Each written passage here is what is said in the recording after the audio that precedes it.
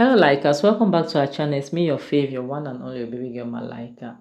I want to talk about the interview that Obi Cubana had with Chude today, the 17th of August, 2024.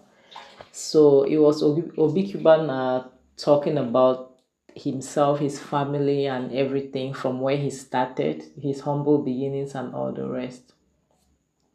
So should they ask him about like remember, like, as within Obi Kubana wasn't a social media guy, before his mom's burial. It was after that everything exploded, that all some of us, somebody like me, that was when I really started seeing him more on social media. So Chude asked him, like, okay, how did it happen? So he told Chude that honestly he knew that his mom funeral was going to be like that, but he didn't know how much it was going to be like. He knew that the people that came, they were going to come, but he didn't know that extra people were going to come and the way it was going to be celebrated, because it was celebrated for days. So he said a previous year he had done a carnival, so he knew how eventually it was going to be. So he said it became that massive. Why? Because in his family, nobody has reached 80 years. His father died, I think, in his 60s.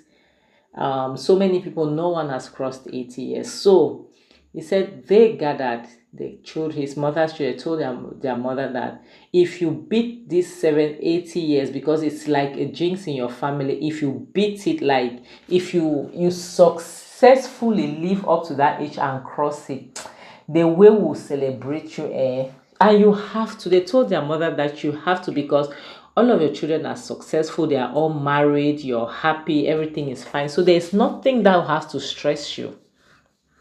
So it's a must that you cross that.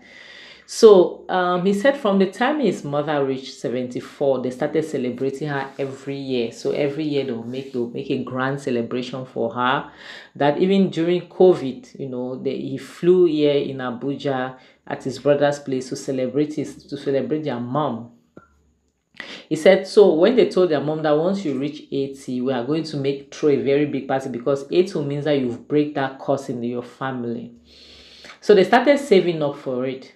You see, like, as this is a thing, people that us that we don't have money, yes, of course I don't have.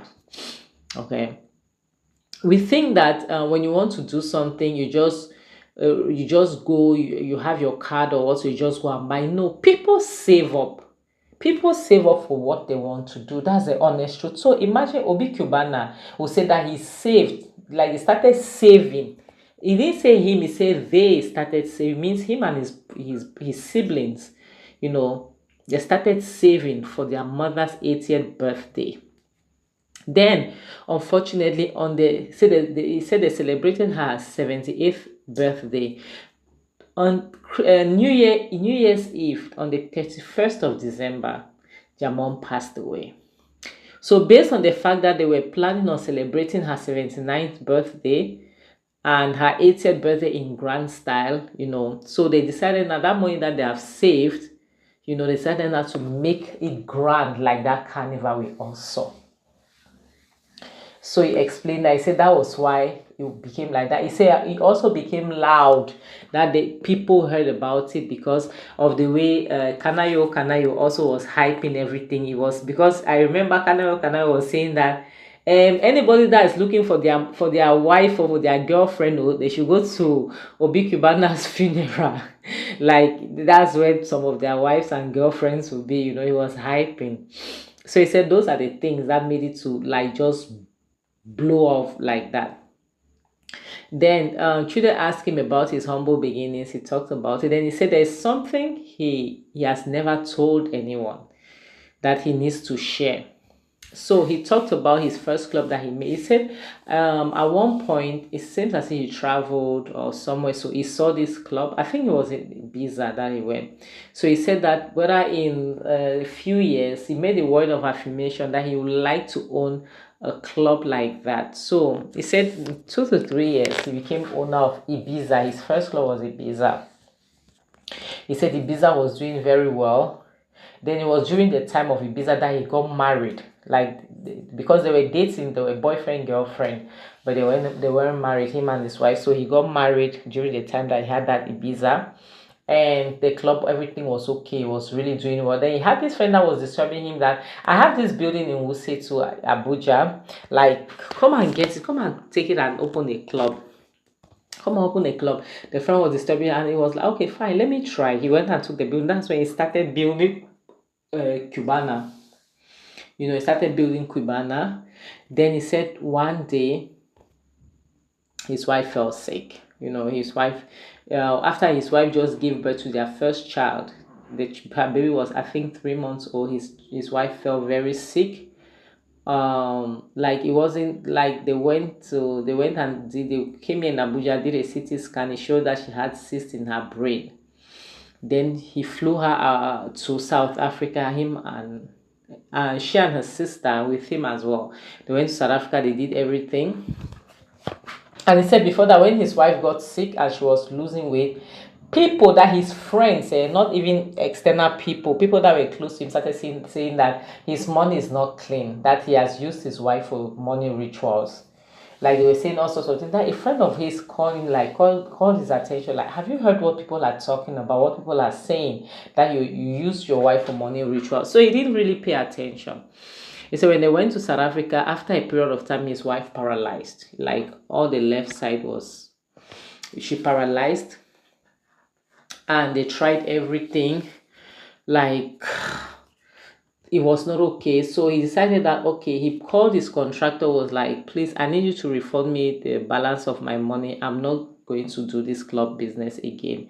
I need to take care of my wife.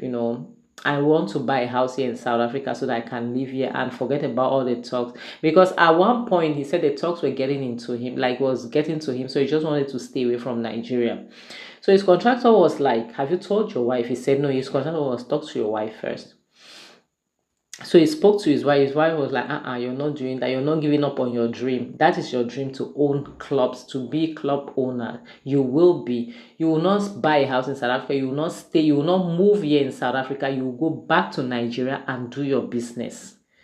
So at one point they agreed. I think he bought the house, but his wife said, you will not stay in South Africa. You go back. You have family here, because he said he had his brother. Like she had people around her. So his wife was like, you return to Nigeria. So they agreed. So he returned to Nigeria, but he was doing back and forth. He was doing 2 weeks in Nigeria, 2 weeks in South Africa. That's how he was building his club. Then he hired specialists from all over the world, like from Germany, some from US. Like he really hired top-notch doctors. The ones that were taking care of her brain, the one that were taking care of her arm, like. So he said one of those doctors called him one day, say, I really like you, you're a good person, blah, blah, blah. I want to tell you, your wife will not be able to walk again, she will not be able to have kids and all the rest, like, but she will not but she will not be able to have kids or to do normal things. She could not be able to walk again. He said, so when he told his wife, his wife was like, forget about those people, are they God? So he said, fast forward to today, his wife can do whatever she wants, because after that child that she had, that was 4 months old at that time, they had 4 other kids after that, like 4 different kids again, which means he has 5 kids. Yeah, I think he has 5 boys. Yeah, so they have 4 different kids again after that. And his wife today, she's okay. If he doesn't, if not for the fact that he said it now, you would have never guessed that his wife went through something like that. So he said, that's how life is. And like us, honestly, this is how life is. In this life, he said he made words of affirmation, and he trusted himself that he cannot give up, that he will make it. Like he believes so much in himself. And this is something I think, like sometimes we don't even believe in our own selves, because based on the things that we go through, sometimes we even lose hope. We lose hope, like in our capability. We lose hope in what we can do. So like as I'm going to end this video, please tell me what you all think about it. Please like, comment, subscribe. Don't forget to share. Don't forget to hit that notification bell so that I'll be the first to subscribe whenever I post any new video. And those who are my channel, subscribe. My like is my lovers. I love you guys so super much. And on this note, I have to say bye guys.